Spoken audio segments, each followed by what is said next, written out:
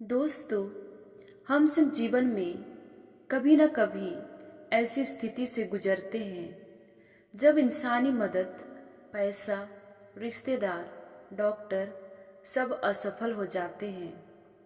तब एक ही दरवाज़ा खुला रहता है, प्रार्थना का दरवाज़ा। बाइबल कहती है, याकूब अध्याय 5 पद संख्या 16 में, धर्मी जन की प्रार्थना का प्रभाव बहुत होता है। प्रार्थना सिर्फ शब्द नहीं, बल्कि परमेश्वर से सीधी बातचीत है। यह वह शक्ति है जो असंभव को संभव करती है, अंधकार को प्रकाश में बदल देती है और निराश हृदय को आशा से भर देती है। बाइबल में पौलुस और सिलास की कहानी पढ़ते हैं।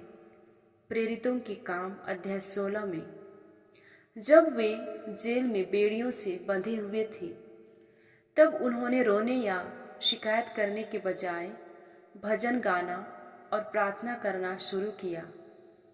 आधी रात को भूकंप आया, जेल के दरवाजे खुल गए और बेड़ियां टूट गई। यह गवाही हमें सिखाती है कि जब हम कठिनाई में भी प्रार्थना करना नहीं छोड़ते, तो परमेश्वर अलौकिक तरीके से हमें आज़ादी देता है। एक माँ का बेटा शराब और नशे की लत में डूब गया। परिवार का नाम बदनाम हो रहा था। डॉक्टरों और काउंसलिंग से भी कोई असर नहीं हुआ, लेकिन उस माँ ने रात भर घुटनों पर गिरकर प्रभु से प्रार्थना की। वह हर दिन यह वचन दोहराती, यूहन्ना अध्याय 14 पद संख्या 14, मुझसे मांगो तो मैं तुझे दूंगा।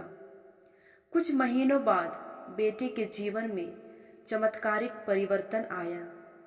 उसने नशा छोड़ दिया और अब वही बेटा दूसरों को प्रभु में गवाही देता है।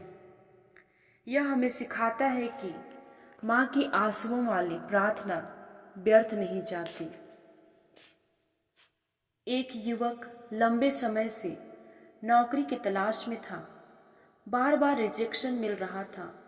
निराश होकर उसने बाइबल से यह वचन सुना, यूहन्ना अध्याय 14 पद संख्या 13, जो मेरे नाम से मांगोगे मैं वही करूँगा।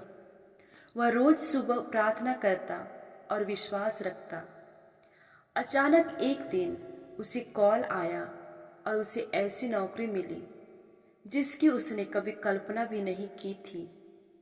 उसने महसूस किया कि प्रार्थना सिर्फ हमारी जरूरत पूरी नहीं करती, बल्कि हमारी कल्पना से भी बढ़कर आशीष देती है। दोस्तों, ये गवाहियाँ हमें यही सिखाती है कि प्रार्थना जीवन की सबसे बड़ी शक्ति है। यह हमें कैद से छुड़ाती है, यह परिवार और बच्चों को बचाती है, यह भविष्य के रास्ते खोलती है। याद रखिए, प्रार्थना हमेशा उत्तर पाती है, कभी तुरंत, कभी थोड़ी देर से और कभी हमारे भले के लिए अलग तरीके से।